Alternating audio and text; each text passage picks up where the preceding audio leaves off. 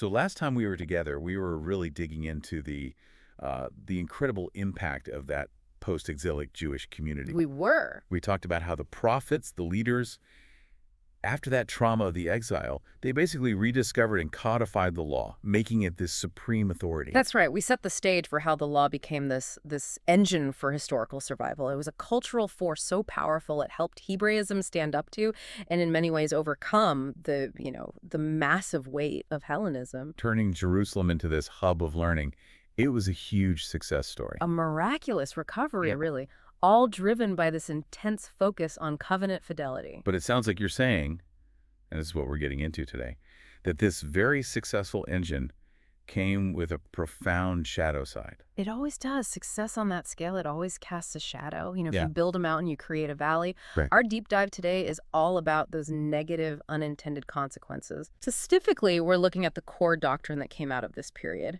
and how two books in the Bible, Job and Jonah, which seem so different, were actually prophetic warnings against it. And that core idea is the doctrine of retribution, the principle of cause and effect. So how did this become, the absolute foundation of their society? It was a direct response to trauma, an existential response. Yeah. The Jewish people came back from Babylon asking this one agonizing question. Why? Why did this happen? Why did God let our city fall? Let the temple be destroyed? They needed an answer that wasn't just bad luck. It had to make sense, otherwise their entire worldview falls apart. Exactly. And the answer they found was, in a way, deeply comforting. We fell because we broke the covenant. We violated God's law. So God isn't weak, God is just. The universe makes sense. Precisely. It hardened into this very clear formula. Hmm. Sin equals suffering. Disobedience equals disaster. And the solution then becomes just as straightforward. It does. Repent. Follow the law to the letter, and you'll get restoration. You'll prevent another disaster. This is the doctrine of retribution. Any hardship, sickness, poverty, anything, it's the direct result of a sin you committed. And the sources are really clear that this wasn't just like a philosophical idea. This was driving public policy. Oh, it was the absolute engine. You can't call it crucial. It was more than that. It was a necessity. Look at Ezra and Nehemiah. Their policies, which seem so extreme to us. Forcing men to divorce foreign wives, sending away their children. Right. Those weren't just acts of, simple bigotry. They were acts of radical theological cleansing. It was all driven by this one doctrine. Because if the community as a whole isn't pure, then the collective sin brings another Babylon. Exactly. The doctrine gave them the authority they needed to draw hard lines, to enforce purity, and to resist the very seductive culture of the Hellenistic world. It saved them from extinction. It was the lifeboat for the community. Okay, that context is vital. But here's the pivot. What happens when you take that doctrine, which worked for the nation, and you start applying it rigidly to every single individual's misfortunes? That's when the engine overheats. It creates this new kind of internal cruelty. It leads to what some of our sources call the mass production of sinners. Mass production of sinners, Farley? wow. Think about it. If suffering always equals sin, then anyone who's poor or sick or struggling, they're instantly labeled a transgressor. So it's not just a bad situation anymore. It's proof. It's evidence that you've done something wrong. It is. And this caused terrible societal dysfunction, especially for the sick and the disabled. If you got sick, you were by definition paying for a sin. And this logic went so far as to include people born with conditions. Blindness, physical handicap. Which creates a huge theological problem, right? How can a newborn have sinned? Exactly. And they got tied in knots over it. They had these circular debates. Did the child sin in the womb, or was it the parent's sin? But you see, the specific answer didn't matter. Because the conclusion was already decided by the doctrine. The conclusion was fixed. The afflicted person is a sinner. Cursed. Period. So a child born with a disability is carrying this crushing theological weight from the moment they're born. An inescapable stigma. Branded a sinner. Can't hold their head up. Our sources even point to the New Testament, to Bartimaeus. His name literally just means son of Timaeus. What's the significance of that? The implication is that many people in his situation weren't even given a proper name. Their identity was just their affliction or their parentage. They were the result of a sin, not a person in their own right. I need to pause on that. A doctrine meant to ensure justice ended up creating this profound systemic injustice against the most vulnerable. Precisely. And understanding that, this hyper-legalism, it completely recontextualizes one of the most famous stories in the world. The Good Samaritan. The parable of the Good Samaritan. We all read that story and just think the priest and the Levite were, I don't know, heartless guys in a hurry. That's the Sunday school version.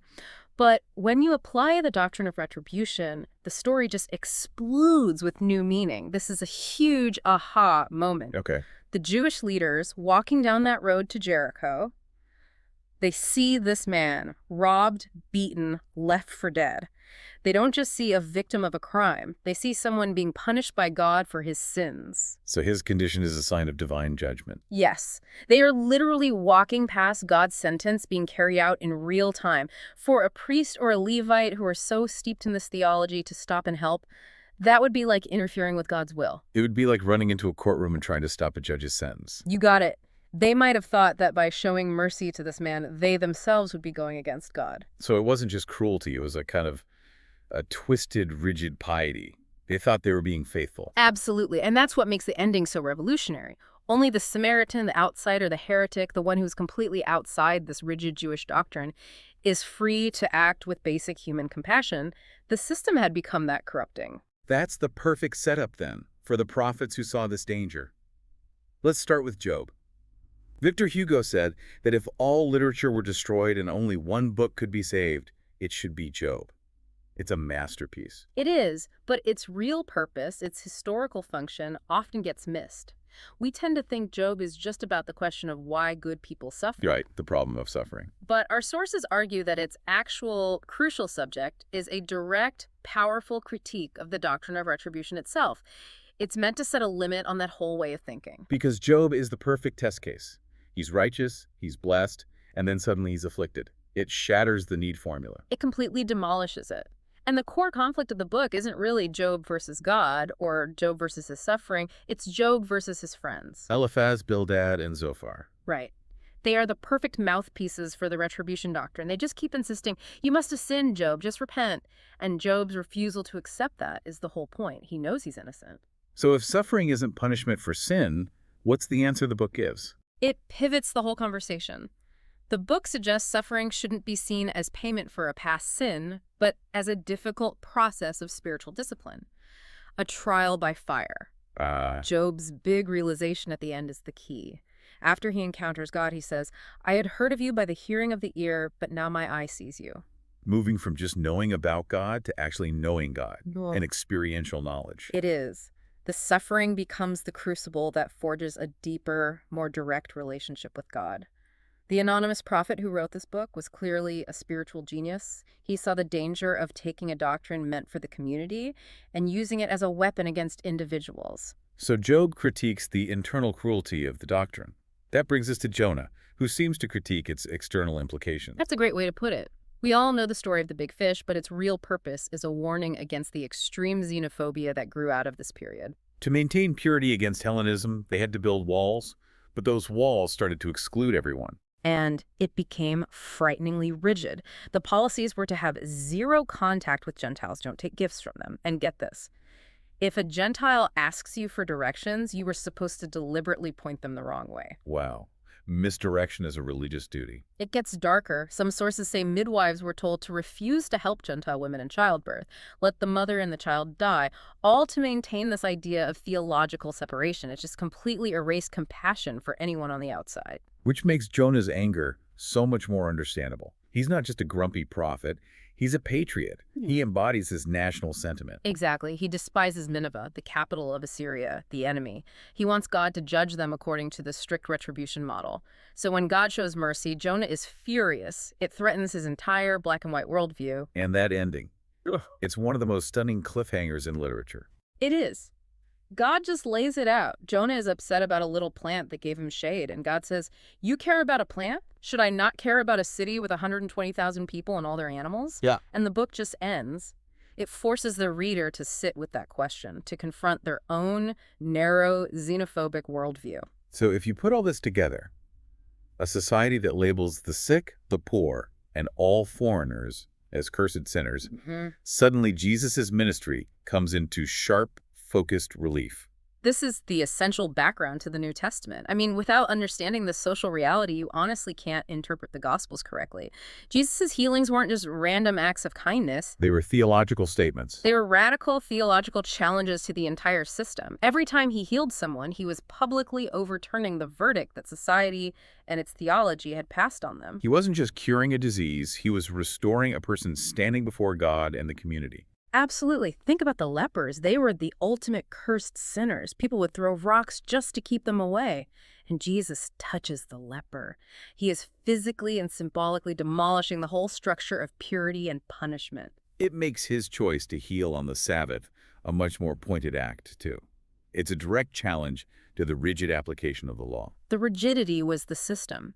Jesus' ministry makes so much more sense when you see him as fighting against a religious machine that was creating mass suffering in the name of piety. This really has been a deep dive.